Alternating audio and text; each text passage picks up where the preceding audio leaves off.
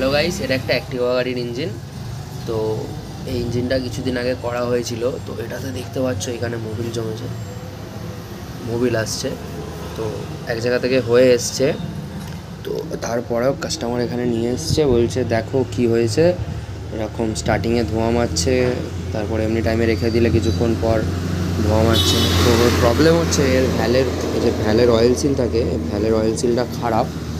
যার জন্যে যখন মোবিলটা মানে আসছে, এসে যখন এইখানটাতে লাগছে, এটা ভ্যালটা, এই ভ্যালটার যখন এই জায়গাটাতে অয়েল সিলটা থাকছে, এবার যখনই মোবিলটা আসছে, এসে যখন এর ওপরটাতে অয়েল সিলের ওপরটাতে জমে যাচ্ছে, তখনই অয়েল সিল থেকে অয়েল লিক করে গাইডের ভিতর দিয়ে হেঁটে চলে যাচ্ছে, যার জন্য ধোঁয়াটা মেরে দিচ্ছে। আর যখনই গাড়ি রানিং হয়ে যাচ্ছে, ভ্যাল যখন রানিং হয়ে যাচ্ছে, তখন আর অয়েল দাঁড়াচ্ছে না, যার জন্যে গাড়ি চলার সময় কোনো রকম ধোঁয়া মারছে না, কিন্তু গাড়ি রেখে দিলে তখন গাড়ি ধোঁয়া মেরে দিচ্ছে। এটা একটা প্রবলেম।